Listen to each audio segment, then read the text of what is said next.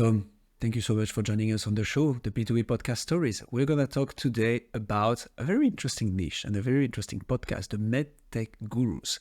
So maybe to begin with, can you walk us through what's your podcast and what are you doing in there? Yeah, first of all, it's a delight to be here. It's a pleasure to have the opportunity to speak with the two of you and your audience. So MedTech Gurus is a podcast that's about the innovations in medical technology. And with that, we get a little eclectic in the sense of we're not just always talking to innovators, but we're talking to individuals or organizations that have an impact on medical technology. And that might be clinician users of technology. It might be individuals from supply chain. How do you acquire this technology? So we look at all the different facets of what might affect an innovator as they get ready to bring an idea to market, and even go as far as sometimes talking to investors, right? So, because we all know you got to raise money to often scale an organization. So we look at all the different areas that can impact medtech innovation and getting it ready to bring it forward to be used on patients. Why gurus? Gurus, however the right accent is. Why choosing that name? Gurus? Yeah. Yeah. It's just one of those things that kind of came to me, right, when I started thinking about this. It's gurus being a teacher, gurus, being, thought leader.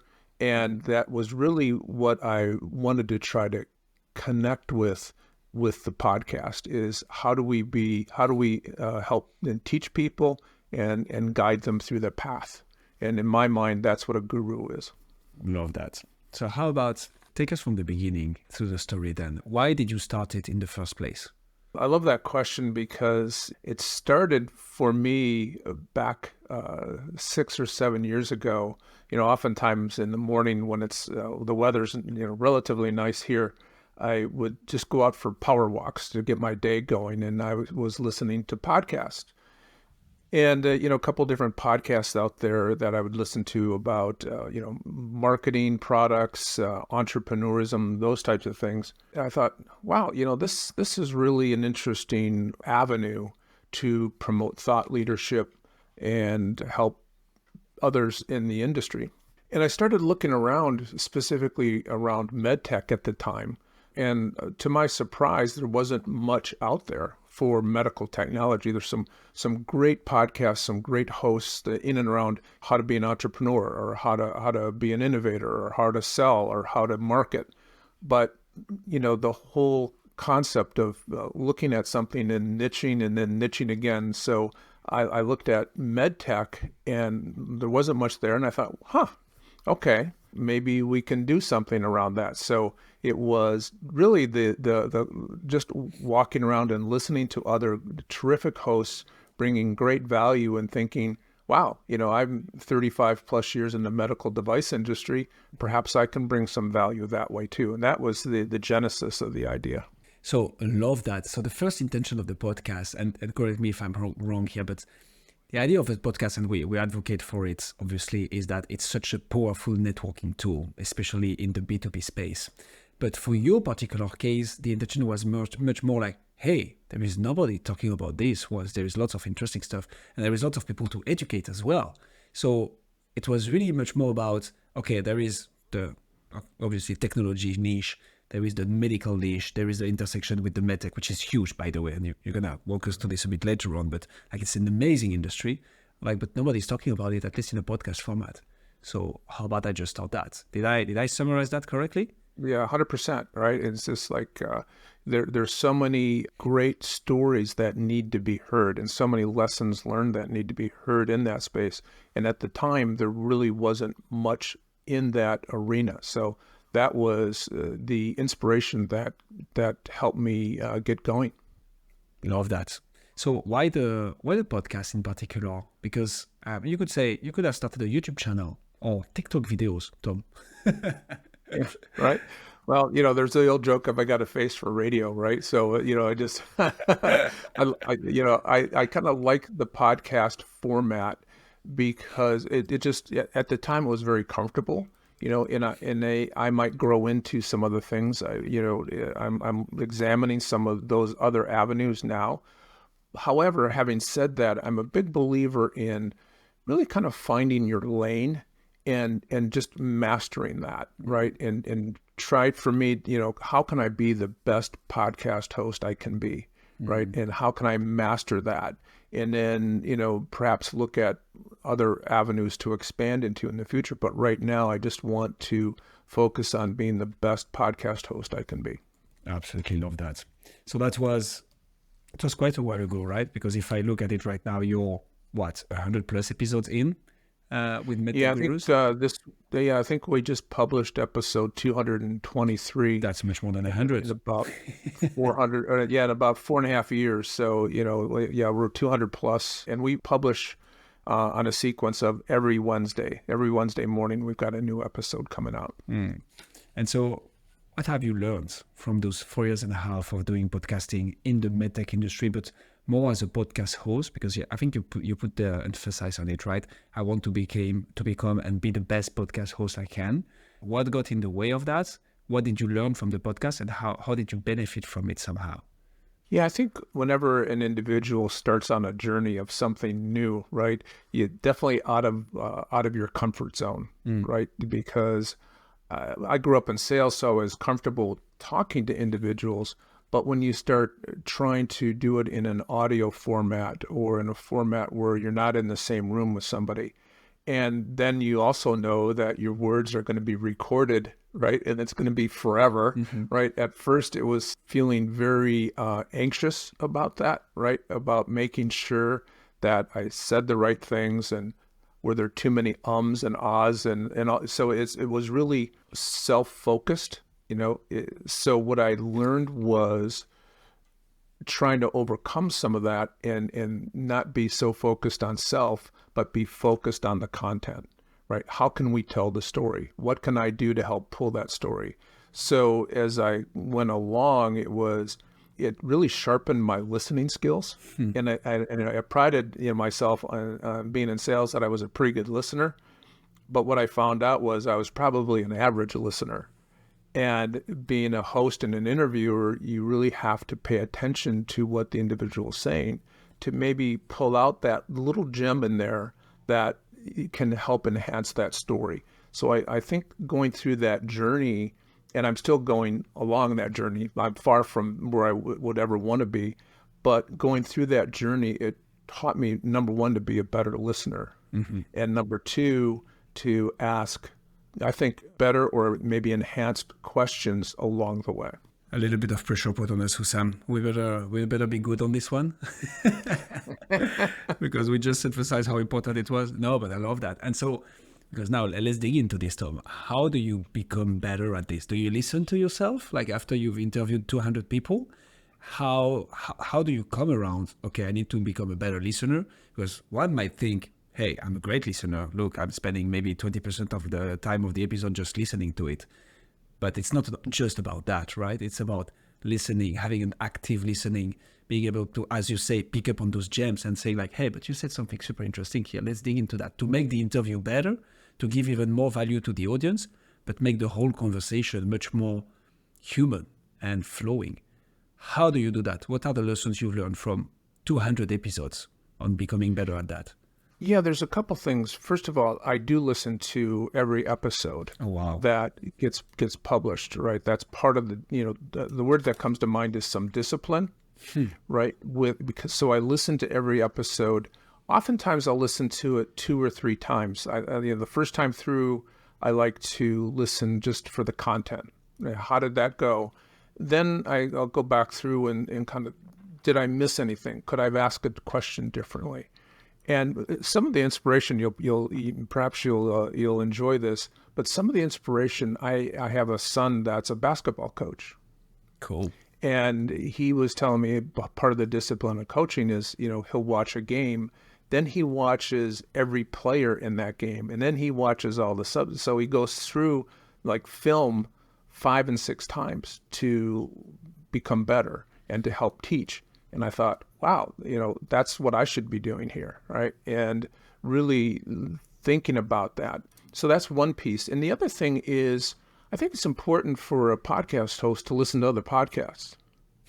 So I listen to other podcasts. I listen to other interviewers, maybe not even in the medtech space, but listen to individuals out there that are very good interviewers. And they might be somebody in the news media, or they might be somebody, in the entertainment area. But I listen to all sorts of other experts and listen to how are they doing it? How are they phrasing a question? What is their technique? So it's a continual study to attempt to make yourself better, because really, frankly, we've got a responsibility to our audience too, right? And my guests, right? Because if I've got a guest that's taking their valuable time to come and spend some time with me and my audience, I want to make sure I'm doing the best I can do for them. And also that individual listening, I want to make sure we can maybe ask the question that they're sitting in their car, or they're sitting in their living room or wherever, and they're going, Tom, ask this. Tom, ask this, right? I just want to make sure that I'm asking that question that they would ask. Does that make sense? That makes 100% sense. Go ahead, Sam. Sorry, I was going to say, the mark of a really good podcast host for me has always been, if I'm listening to that podcast and they ask every question I would have asked, those are the podcasts that I think everyone loves listening to most. Otherwise, it just gets annoying, right? Otherwise, you're just like, man, how did you not see that question? Or I really want to know that. Or it leaves you with something that you wish you'd gotten more out of the episode.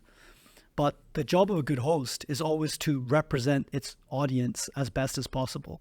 And that comes from, I guess there's a bit of selection bias there. I guess over time, your audience is selected for the type of people that have similar insights or similar thoughts as you or whatnot. But that aspect of being attentive and listening really closely to what is the right thread to pull on and go down, I think that's probably what made you so successful over 200 episodes, Tom. Yeah, I think you're spot on with that, Sam. And part of it too is the other discipline that I have is when we're done with the podcast recording, oftentimes I'll have somebody from the marketing department of this thought leader that I'm with.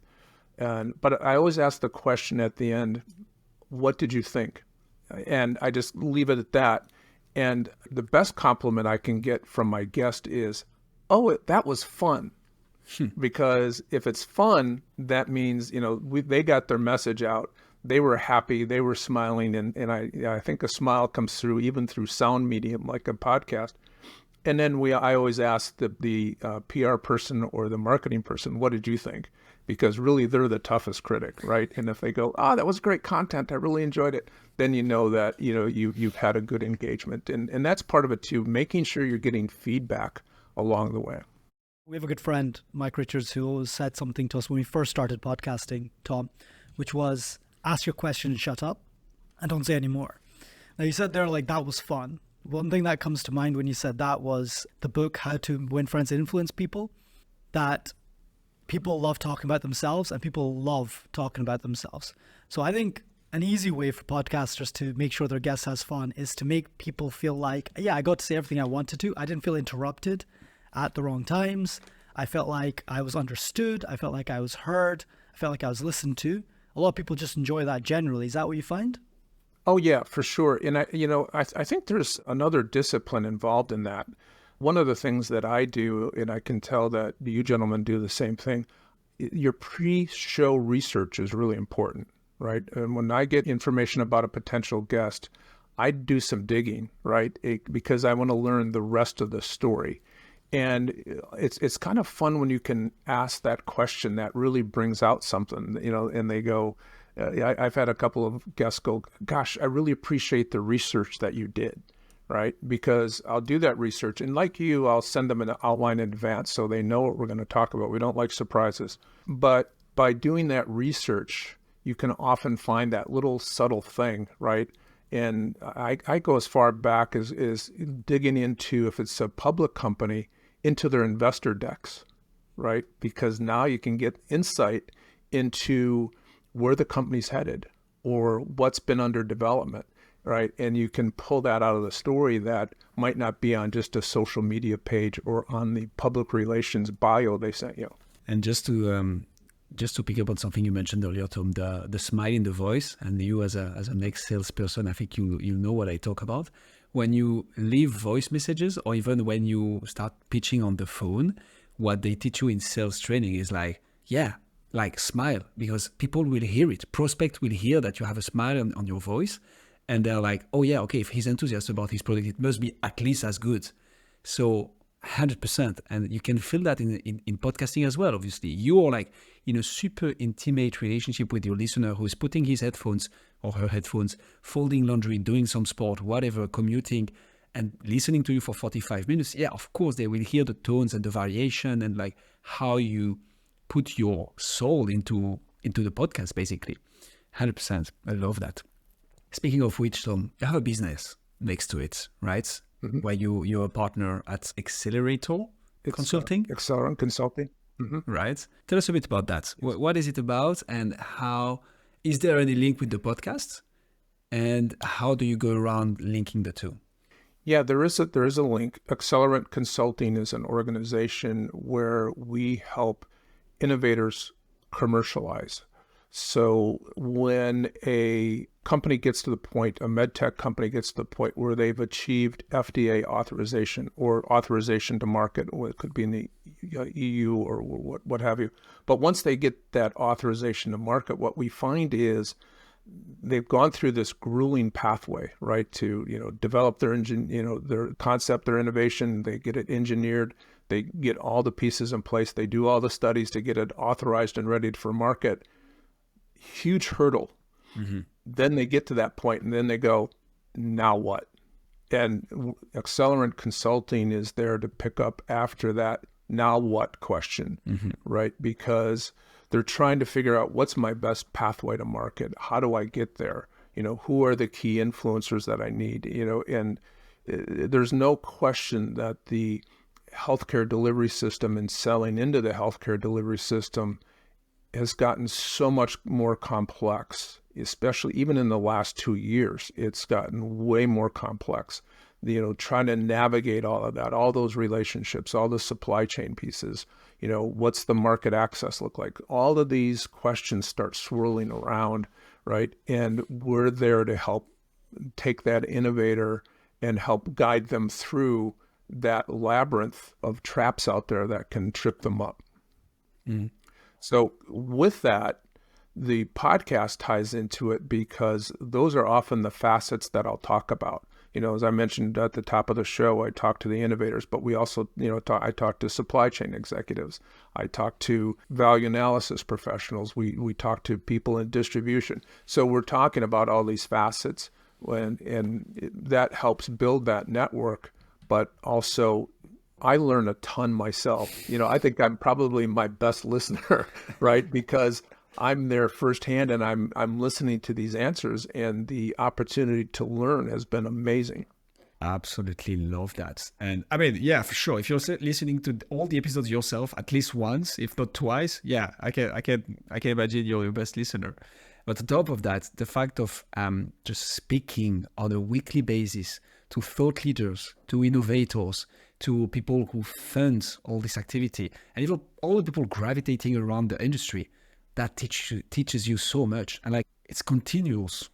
Not sure of my English here, but like, you do it on a weekly basis for years, and you just learn so much, and you get so much of an advance, because that's probably, and I've been in consulting myself, that's probably the thing you can easily get trapped into in consulting, which is you develop a super strong expertise whilst you're in the learning mode, and then you need to deliver and you need to sell, and like, you don't keep that much up to date. You don't speak to that many other people, that the engagement clients that you have, whilst having the podcast forces you to do that. And you mentioned another thing at the beginning, which was the preparation you put in the episodes. Like, that accounts for so much on top of it, because maybe for the 100% of preparation you're going to do about a guest, you're going to talk only about 20%, but that guest has so much to say about the 20% that they're going to be like having that super strong insights and good expertise in the episode. But you've learned so much just preparing for it. Is that something you can relate to? Yeah, it adds a depth, right? Because you're always talking to these folks. They're bringing new information, but I think you're spot on with the research you're doing too. So it helps when there is a new client now I know how to research it. Or there's probably something, maybe somebody I talked to 6 months ago. And I treat my gurus, as I call my guests, as family. So, and I'm often making introductions. Sometimes I'll be talking to a guest and they'll be talking about a certain best practice or a certain challenge they have. And in the back of my mind, it's like, oh, you need to talk to this guest I had on, 30 episodes ago. And after we're done with the recording, I'll just mention that. And if they're open to it, I'll link them via email, though, with no expectation. It's just, hey, this person has an expertise or this person had a journey that I think you could benefit from. And, that's part of it too, is it's not always about commercialization. It's about doing the right thing just to help others. And, because at the end of it, there's a patient out there somewhere that could really, really use this technology. And if we can help that come to fruition, we've done really our job for mankind. I hope that's not too out there, but that's really part of what drives me is the fact that there's a patient out there that really needs some of this and we need to get it there as fast as we can. 100%. Tom, loves that. So tell us a bit about that medtech industry that you're in then. What are the things that you see and what are the typical things that you learn from the podcast about the medtech industry? Because now we're in there and I'm a bit curious. So what about it that makes it so special that you've evolved in it for 20 plus years, that you have that your partner at Accelerant Consulting, and that you have a podcast about? What about that industry makes it that special? Well, first of all, what makes it special is it starts out with a privilege. I've had the privilege of working alongside of some amazing clinicians. And I actually refer to them as intellectual athletes, right? Because if they had that talent and they were a sports athlete, all these individuals would be superstars, right? But they're intellectual athletes in the sense of they're working with concepts and technologies and their knowledge to help people. And I've had the privilege of, meeting some just amazing clinicians, doctors, nurses, pharmacists, all of those specialties, and bring a technology to them that helps them. And it's really special when you can see that something that you brought to them worked and made their task perhaps a little easier, made the outcome a little better, and really could know that you've helped through them touch a patient and make their lives better. So that's part of what makes this special. And then it's just a constant learning, right? Because it's not like you're working with a product that's the same thing every day. With what I do, I get so many inputs of these new technologies and these new concepts. And then it becomes a puzzle, right? Somebody brings a concept to you or a technology and they go, how do we do this? How do we get this sold? How do we commercialize this? How do we get it in the hands of those folks? And now you've got to sit back and work with them on the strategy. You've got to work with them on the pieces that they're going to need to make that successful. And it's a pleasure to watch something start out as a concept and then become a standard of care where all clinicians are using it. So that is an incredible journey to be part of, to work with the patients, work with the clinicians, but also see a level of success because you've helped contribute to something that was really unique. Can you give us a good story about that, Tom? Any products that we love and use today that you were part of? Yeah, I'll take you back. There's several examples, but one of my favorite, it actually took place about 10 or 15 years ago. I was working with a technology, a new cautery system for neurosurgery and spine. And it was unique in the sense that it was very measured in the types of cautery it was doing. It wouldn't damage adjacent tissue. It was a very unique product.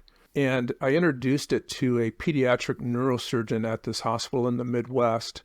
And, at first they're always skeptical, right? So we did a couple of demos, not on patients, but we actually used flank steak, believe it or not, to show them how this would work. And he and his team immediately thought, wow, this could be a benefit. So fast forward a couple of weeks later, we bring it into the institution for them to try. And it was an unfortunate situation with a 4-year-old little girl who was partially paralyzed because she had a tethered spine, and this doctor was trying to unwind all of that. So a very long and involved surgery. I'm there helping to support the team. We're 3 hours into the surgery, and the surgeon looks up and he makes eye contact with me. And I tell people I'm very good at reading people's eyes, because when you're in the OR, that's all you see, right? So he makes this like laser eye contact with me, and I'm thinking, uh-oh, this is either going to be really good or it's going to be really bad. And he said, he goes, your name's Tom, right? And I'm like, yes, doctor. And he goes, Tom, I want you to know in front of the whole OR staff that your product so far has saved us about 3 hours of surgical time. And he looked over at the circulating nurse and he goes, Tom does not buy lunch today. Lunch is on me, right? And then went back. And stories like that, right, where, you're working with a highly skilled surgeon that's trying to help this 4-year-old little girl, that what could be better than that? No, 100%. It's nice, I guess, when your work has actual meaning to it. And I can share a story of mine. I used to work in the consumer goods industry, and I used to work in engineering. And so we were in product manufacturing, trying to build processes, equipment, install factories to make essentially soap. I remember peak COVID, as we were doing this huge revamp of a factory in Belgium, spending like 15-hour days, long hours, spending millions of dollars on it. And like that pressure of all that was on you at the time. I remember reading an article once about Pfizer doing like the vaccinations and how, they're going to reduce production for like 2 weeks. And then after which the production should go up by 50%. And I was thinking, yeah, I work in production. I understand what they're doing. They're probably shutting down half the plant so they can install a faster machine or something like this, and they're going up again. And I had this moment when it dawned on me when it went, wait a second, I'm stressing out. Because I was thinking there's an engineer just like me sitting in that factory doing the exact same job I'm doing. I'm doing it for soap. He's doing it for vaccines. And that kind of hit me. I was like, wow, I'm doing it for soap and he's doing it for vaccines. And it was, regardless of where you sit about the vaccine debate, I mean, at the end of the day, life-saving medicine, whichever form it is, I'm sure has... and I went home early that day and I said, look, maybe I shouldn't stress over soap so much. And let the vaccine guys stress over the vaccine. That cleanliness is very important. It definitely is. And that's a lot of people have told me since as well. But yeah, the fulfillment of actually being in an industry where, sure, people get fulfillment out of their job itself, but also being in an industry where the impact of the job is also fulfilling. I can imagine it's a very, very interesting thing. And I'm sure it's a very lucky individual that gets to be in those kind of fields where they enjoy their job and they enjoy the outcomes of their job, which it seems like is what you do. Yeah, it is. It is. I call it a privilege because you are invited into this world, right, where you're trying to do that, and you've got to handle it in a very responsible manner, right? And the integrity that's involved in it, and making sure that you're doing all the right things because there are people's lives involved in this, and you want to make sure that you're doing the best to help them. No, 100%. I can see that you definitely understand the weight of that responsibility, which is incredibly respectful as well, Tom. So credit you for that for sure. So take us to the way that these two things are linked together. So what does your podcast do for your business, and perhaps even vice versa? Yeah, so they are linked together, and the podcast, just as we've touched on, helps with some of that networking, helps with staying current. But it also really, you start working and getting involved with these thought leaders, and it really helps amplify one's own thought leadership. That's maybe one of the other things that surprised me, as I took my journey over this last 4.5 years. My own thought leadership has evolved with that, right? And it's only because of getting this content out on a regular cadence every week, which is a discipline in itself, as you fellas know for sure. So that awareness, right, of providing value to the community through something like a podcast, all of a sudden it brings credibility to your organization. Right. And we all know that, individuals like to buy from those they know, like, and trust. Well, what a better way than having them hear your voice every week to bring value to them, right? And to bring insights from a thought leader that, helps them. That really helps create that know, like, and trust piece that all of a sudden when you start working with them, they go, oh, this, so they already know you as an individual in many ways. So you've advanced through some of those hurdles. The other piece that they're linked is many times that I'll be working with a client that came in through whatever way they came to our organization and learn about their story. And it's a value add that I can also add for a client going, hey, you've got a great story here. You've got a great technology. We have a way of amplifying that. So, and sometimes having a client on the podcast to tell their story that, and it's their story and it's what their technology is involved with and their own thought leadership. It's not an infomercial, by the way. It's really helping amplify their own thought leadership, then therefore helping amplify what they're doing. And were those like synergies and interdependencies intentional when you set out? And if so, were there any that were a little unintentional that you saw as a benefit out of your podcast?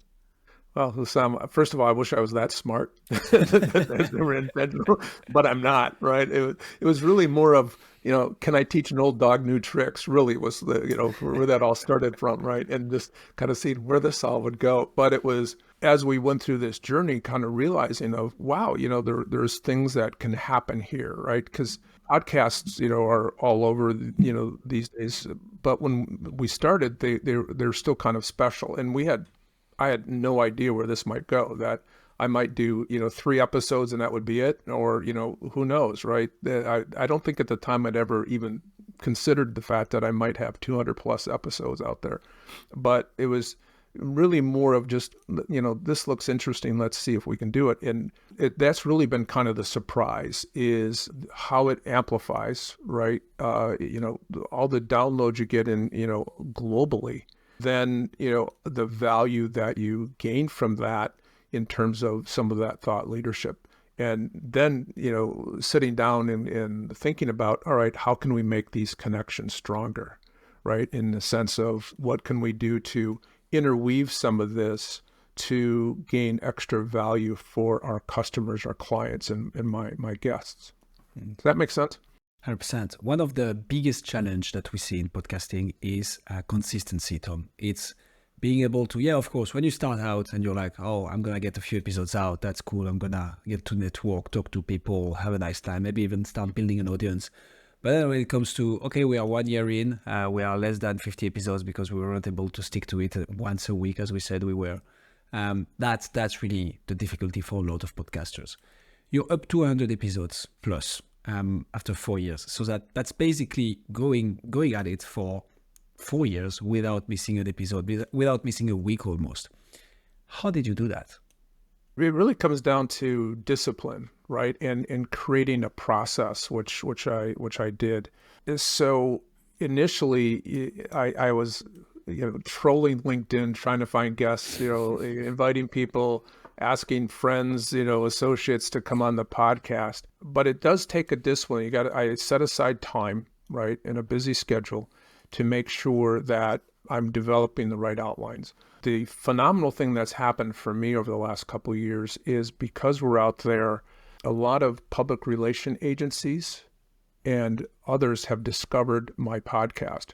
So the difficulty of finding guests has really, lessened, because now I have the honor and privilege of these organizations bringing guests to me. And thought leaders that when I started, it were like, fantasy land. It'd be great if I could get this person from like J&J or 3M or whatever, and now, they're coming to me, right? And it's like, so that process has become very much easier.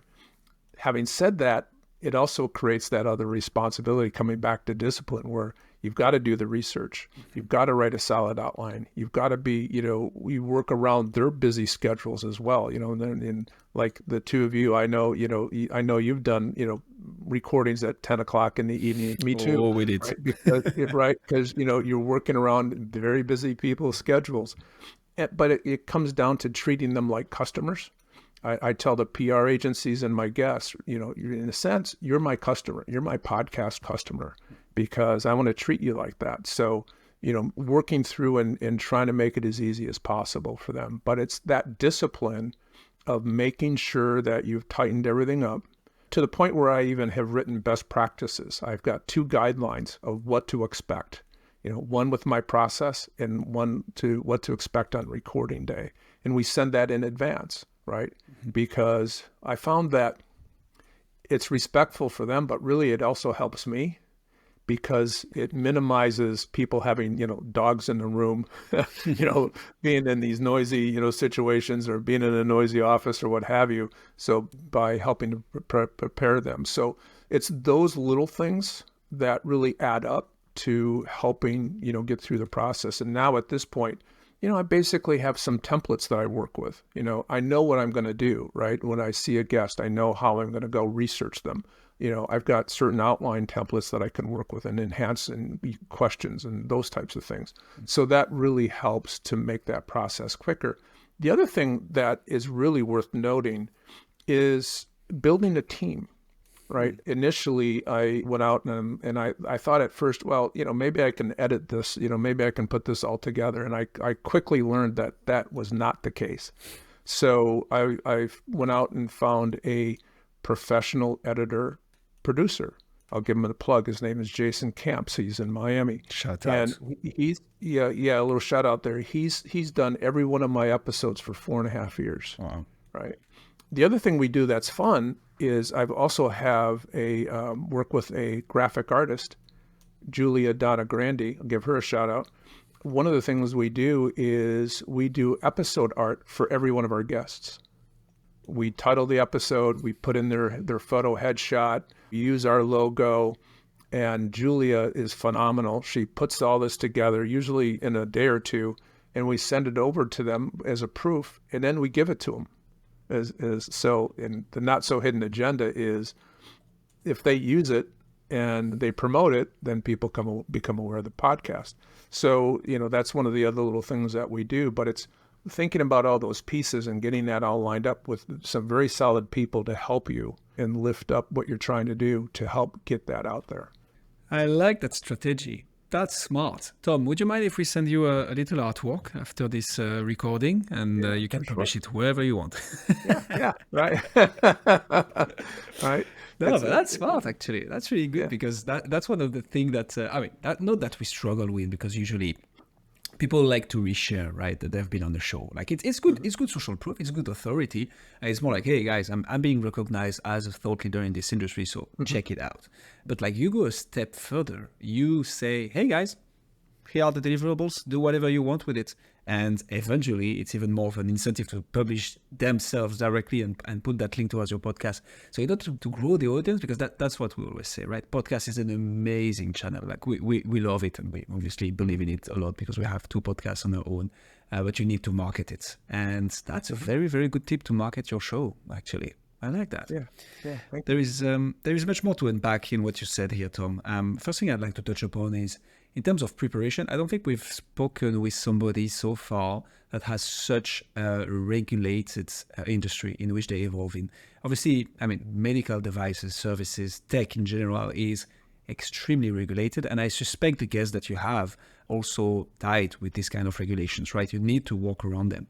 How do you go about that? How does it work? Thank you for the question. First of all, it's a very good question because that's the subtle part of the outline, right? When I'm working with getting these individuals scheduled, I talk about that outline in the process because they are, they're regulated by all of the, medical authorities, FDA and EU and all of those out there, right? That they've got to be very careful. Then you add to it that if they're also part of a public company, then they've got Securities and Exchange Commissions and all of that that are regulating them as well. So I've had a couple of individuals go, well, he just likes to wing it or she just likes to wing it. It's like, no, we're not going there, right? Because the last thing that we all want is for somebody to go, oops, they shouldn't have said that, right? Can we edit that out, right? And then, as you know, it becomes extra work. but also, it becomes a very, very deep concern. So sending them that outline in the context of, this is what we'll be talking about, be prepared, because we don't want to step into any traps or any issues with any regulatory agencies out there. So you really have to be top of mind as to what's going on out there. And the other thing is, there's been a couple of occasions, we use a platform similar to one you use, where I've been working with somebody and they'll go, oops, I shouldn't have said that, right? And, much like I'm sure you do, I'm taking notes all the way along, and there's, on the outline, note to Jason at, 1452, we got to edit this out, right? And we can do a reboot, right? We can ask the question again and we can work through that. But, you just got to be cognizant of it and be very aware that we are working in a regulated industry. And also the other thing is, oftentimes I'll ask a question, about the future, couch it with, we don't want to give away any trade secrets here, but where's your company going to in the future, right? Because we don't want them to step on any issues with intellectual property either, right? So, we're dancing around some of that in a way that we can still tell the story. Makes lots of sense. Another thing, Tom, that you mentioned that I'd like to dig into a bit. You mentioned getting the team behind yourself. Lots of podcasters make that mistake when they start, especially when they have a business next to it. They think that they can just do it all. And that's a typical entrepreneur syndrome, right? You need to do everything perfectly and you're good and you're a one-man show, basically. We had some guests on the show and we've talked to a lot of people who also, it happened to them. You just get burned out because it's not just recording. It's, as you said, prepping at the beginning, even finding the guest, and then doing the whole post-production, and then getting it live, and then posting eventually something on LinkedIn or whatever social media, because, hey, you need to market it, and then following up with the guest. Hey, by the way, the episode is live. Do you mind sharing, or whatever you want to, however you want to interact with the guest? That's a lot of work. And I like what you said here, like this, sorry, what's his name again of the guy who does Jason Camps. Yeah. Jason Camps. He is with you for 4 years and a half. So if I understand correctly, from the get-go, you had somebody helping you with that. How come you didn't start by yourself and then went into, okay, well, definitely it's becoming too much, I'm going to get external help? What made you think from the beginning, I need to get external help? Yeah, it really comes down to the time and value, right? I really quickly realized that if I tried to edit this, I would do a very poor job and it would probably take me all day, right? So what's the value of that, right? How much, put a value on whatever your time is worth, whatever that number might be, versus sending it to somebody like Jason, who can take that and edit it in an hour and charge me, whatever his hour. So and maybe I hope Jason's not listening to this, but Jason's a bargain, right? Because he's doing in an hour and charging me his hourly rate, which I'm happy to pay because he just saved me, 8 hours of frustration, right? And if I was doing all that editing, I'd probably be on a 12-step program or something by now, right? Just because it would just drive me bonkers. And to be able to turn it over to somebody that's very professional, it just made sense because the quality is amazing. He does an amazing job, right? And it's repeatable. Every time it's going to be right there, right? Mm-hmm. So it's so 100% worth it. And, you listen to other podcasters, right? You listen to business podcasters, and what do they tell you? The stuff that you don't like to do, delegate. Find somebody to do it for you, right? Whether, maybe you hate bookkeeping and accounting. Well, guess what? Go find an accountant. Maybe you need help legally. Go find a good lawyer. Maybe, maybe you're not good with operations, whatever. Find that authority, find that expert that can help you because number one, they like doing it. And number two, they're going to be so much better than you could ever even dream you could be at it. So just get it off your plate and you'll sleep better at night. Amen. Tom, that's absolutely awesome. And whilst we're there, can you walk us through what would be your advices to new podcasters? So I like to call them the wannabe podcasters. So obviously here we are the B2B podcasters, but there are people listening to us who are just like, hey, I'm thinking of starting a podcast, but I'm not too sure yet. Or podcasters who are in the field already, having 30, 40, 100 episodes in, but are like, okay, I'm either getting frustrated with that or not getting the results I want from the podcast. What are your advice for them? But the first piece of advice is really around passion. Make sure that your podcast and your endeavor is around your passion, which which seems rather obvious. But you've got to be excited because you're going to dedicate a lot of time, and it's got to be something you want to learn about. I was talking to a gentleman that was very successful, and he helped other podcasters. And he's like, it's amazing the size of audiences out there. He was helping a woman that did a podcast on how to crochet. Right. And it was very successful. This person, she was making like 20 grand a month for just, ads and all this kind of stuff. Right. It's like, okay, but that was her passion. So number one, there's an audience for whatever your passion is out there. Right. Because as we touched on earlier, it's globally, right. There's all these people that can access it. So, there's niches out there that you can help with. And just, it's one of those things where if you've got the feeling like you want a podcast or you want to enhance your podcast, just go for it, right? Just go out and start doing it. I mean, there's really low cost. There's very little financial barriers to get into it. I bought a microphone when I first started for like $65 US, right? So, I mean, it wasn't a big investment. A lot of the platforms that you can record on are not that expensive. And so for a very low dollar amount, you can start. But the other thing is that continual learning, right? I think a lot of individuals, I was guilty of this too, thinking initially, well, I'm going to be great. Or if I'm not great, am I going to continue on? Well, you've got to accept that, whether you're playing a musical instrument, you're trying to get in sports, you're trying to, launch new technology, it's a journey. Right. And you're not going to be an expert the first time out. You've got to make some mistakes. You got to listen to it. You got to adjust. So being willing to be open to those small but continuous improvements is important.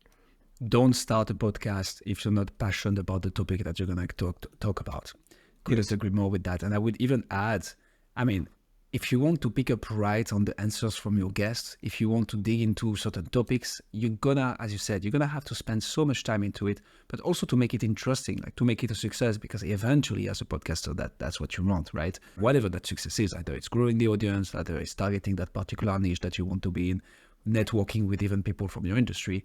If people, the guests first, the customers, as you say, Tom, or even the listeners, if they don't feel that passion from you for the topic that they are passionate about, they'll be like, yeah, but that person, I cannot relate to that person, so I'm just gonna get elsewhere. So absolutely love that. So passion, being able to surround yourself with the right people. You did it with Jason, that person who helps you with the graphics.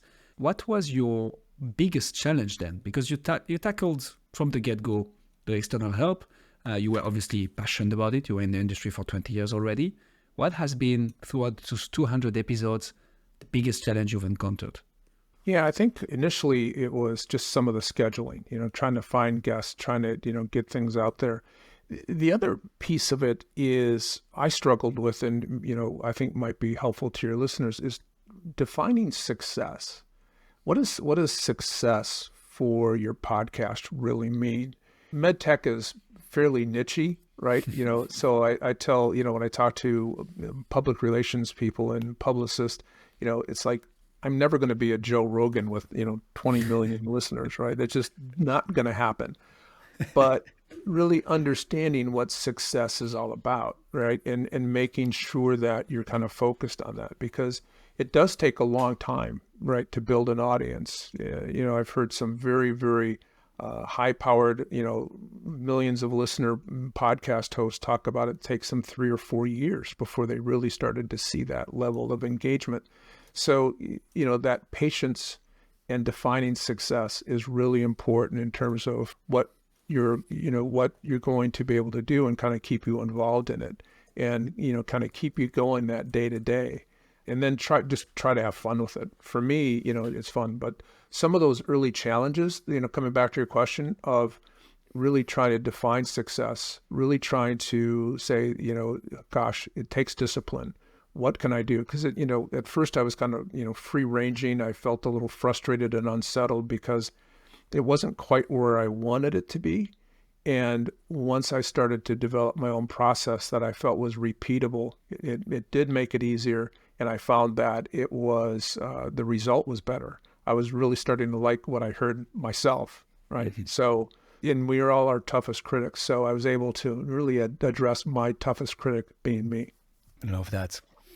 Tom, we want to start a ritual at the end of our episodes, which is actually you touched upon at the beginning, which is interesting. Like, in order to get better as a host, as a podcaster, you need to listen to your own episodes, but also to other people to see what they do. And we had that comment from quite some people. So I'd like to ask you, and you'll be the first guest with whom we say that. Can you recommend us 3 podcasts on top of MedTech Gurus? Obviously, we're gonna put the link in the description. But 3 podcasts that you're listening to, ideally in the B2B space, that you would recommend listening because, hey, they are good, but they're also like good examples to follow. Yeah, one of the first ones that comes to mind was a group called Entrepreneurs on Fire. With John Lee. He was one of my inspirations that really got me going. So that's one. Then, gosh, there's so many others. In the medtech space, I'm somewhat at a loss. There's another one that is called the MedTech Business Academy. That one, I have to admit, once in a while I'm a panelist on that, but they bring a panel. And then there's another one, Women in Healthcare. Women in MedTech, that's kind of focused on the challenges and the journey of women in this industry. And I'll share with you one other thing that I think you'll probably get a kick out of in terms of something that I listen to regularly. There's a particular radio, he was initially known as a shock jock, and he still does some of that. But what I enjoy about this personality is he interviews a lot of entertainment and music celebrities, and they'll do anywhere from a 1 to 2 hour interview. And his name is Howard Stern. And, he does a lot of shock jock things. He's on Sirius Radio, but he does these interviews of these stars that are quite good, right? Everything from, he's had Keith Richards on, he's had Dolly Parton on, he just had Green Day on, just all the, Barbara Streisand was a guest, all of these individuals, and he's really a good interviewer. And when I work out, I listen to his interviews of these guests, and that's another one that's an influence on me. Believe it or not, that helps me with what I do because he asks some really, really good questions and he does very good research. Nice. So here you go, guys. For you listening to this podcast right now, once you're done with binging all the episodes from B2B Podcast Stories and MedTech Gurus, you can go on Entrepreneurs on Fire, MedTech Business Academy, where you will get to hear Tom actually, Women in MedTech, and Howard Stern. Tom, thank you so much. If people want to know more about you, your show, your business, where should they go? Yeah, so for the show, they can search just MedTech Gurus on any of their platforms and we'll pop up. You just Google it. I'm on LinkedIn, Thomas L. Hickey. You can find me on LinkedIn. Accelerant Consulting is EXCERLEANT consulting.com. You can, if you want to learn more about the consulting business, but really probably and I do have a MedTech Gurus website too. Put a .com at the end of MedTech Gurus and you'll find the website. So we're out there, we're all over the place, right? So, but I would think LinkedIn is probably the best way to connect with me first, because I do put a link to all my episodes there as well. Awesome. We'll put all the links in the description. Tom, thank you so much for coming on the show. Oh, it was a pleasure. I really enjoyed it. Thank you so much. It's been very enjoyable, and it's been an honor to participate with the two of you gentlemen today. Thank you for listening to the B2B Podcast Stories. We hope you enjoyed the show, and if you did, please don't forget to hit subscribe and check us out at ghamarketing.com. Have a great day.